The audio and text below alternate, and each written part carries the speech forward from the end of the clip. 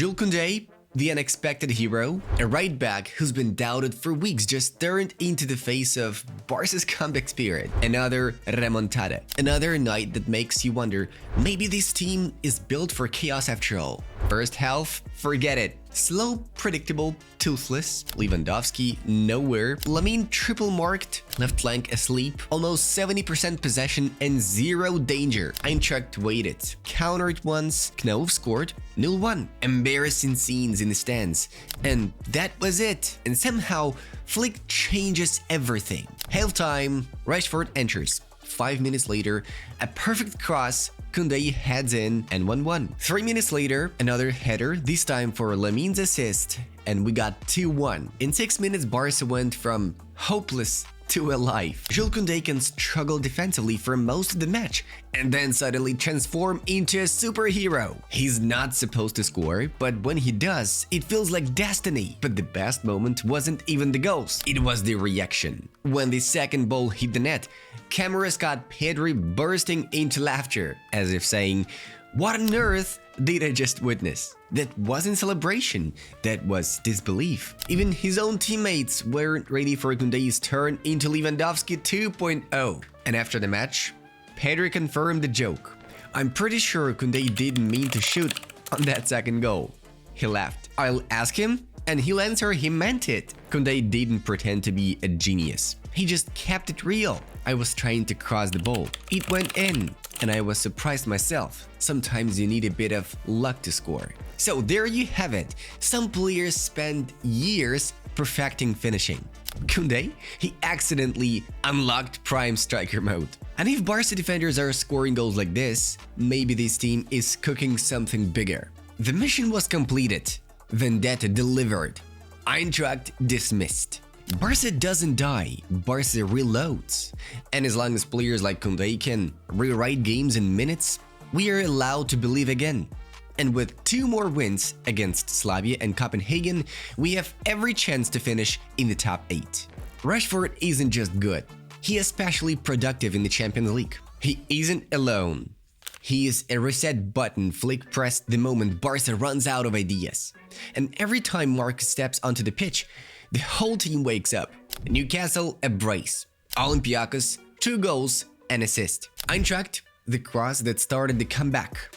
That's not coincidence. That's his signature. What changed? He stopped being just a runner. Now he reads the game, presses with intent, and makes decisions like someone raised in La Masia.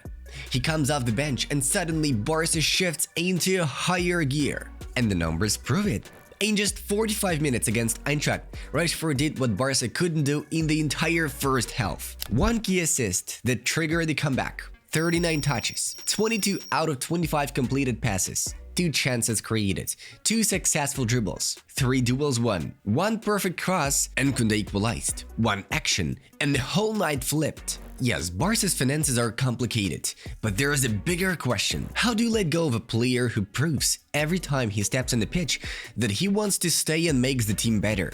Barca has always valued players like that. Rashford?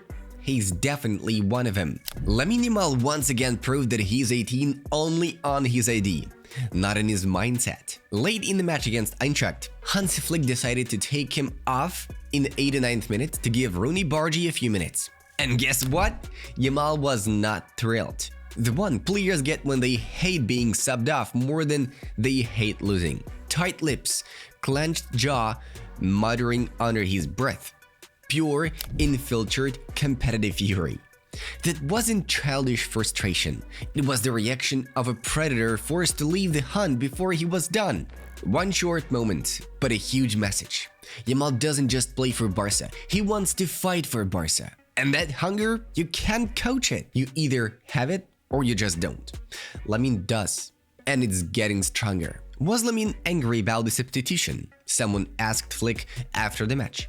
Flick smiled and dropped a line that could go straight into meme history. "Next time, I'll put him on the bench from the start. That's not a problem for me." Then he switched to serious mode. It's all normal. He had a yellow card. There were 5 minutes left, so we made that change. That's it. I understand his emotions perfectly. Every player wants to stay on the pitch. He thinks he can play 90 or even 100 minutes. He's young, that's normal. Everything about it is usual. No anger, no drama, just Flick being Flick. I get him. I was a player too. Maybe I didn't do what Lamine does, but he's a top-level footballer. I take it calmly. No problem at all. And that's the real takeaway. When a coach jokes about the bench, it's not a conflict. It's a sign he knows exactly what kind of monster he's developing. Because when an 18-year-old gets annoyed about leaving the pitch in the 89th minute, it's not ego. It's a standard he's setting for himself. And Barca hasn't had standard like that in a long time. And now, Lamine has 14 goal contributions in the Champions League, more than Kylian Mbappe had at the same age. Not some random prospect. Mbappe, at 18, just some king behavior. This isn't hype, it's history. And the scariest part? He's only just begun. Next, a journalist asked Flick the big one. Are you satisfied with the match, the team spirit, and the overall performance? Flick didn't hesitate. Yes, without any doubt. But it wasn't just a yes, it was the conviction that followed. These are 3 very important points. We came back, but the key thing is we controlled the game. Not survived, not got lucky, controlled. When a coach starts talking about control, it means the team finally knows who it is. Flick admitted it was a tough match, but that's exactly why the next part mattered so much. I really liked what happened in the second half. I explained 2 specific things. How we want to play and switch zones we need to close. And the team executed everything perfectly. That's peak Flick. The players don't just listen, they understand.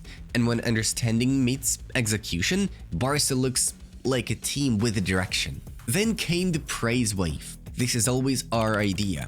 Know what we are doing and do it. Today it worked. I'm very happy. Congratulations to the staff. It's a fantastic achievement. And thank you to the players and analysts for their outstanding work. So, what's the real takeaway? This wasn't a coach stumbling into a win. This was a coach who knows why his team won. And for Barca, that might be the most important statement of the season. But Hansi's answer had weight. Because it came right after one of those defining Barca moments. Barca went into halftime losing 0-1, and then Jules Koundé detonated the match with 2 goals in 3 minutes. 2-1 by the 53rd minute. The stadium erupted, and so did Flick. He celebrated, yes, but only for a heartbeat. Then he spun towards his players, having them forward. Again, don't stop. That one gesture explained everything better than any tactics board ever could. He wasn't protecting a lead, he was hunting the next goal. Barca did it again. And if you ever doubted it, now you know. This team doesn't just survive, it lives for moments like these. And this is where Barcelona life comes in. Inside the app, there's already info on when Ronald Araujo is coming back, and trust me, that comeback data might genuinely shock you. If you're not using Barcelona Live, you are missing out on real-time squad updates, injury news, and everything happening behind the scenes. So link will be in the pinned comment. You're welcome. If you enjoyed this breakdown, hit the like button, drop a comment, and subscribe to the channel so you don't miss the next chapter of this crazy season. If this is how Barca fights in December, imagine what happens in May. Buckle up.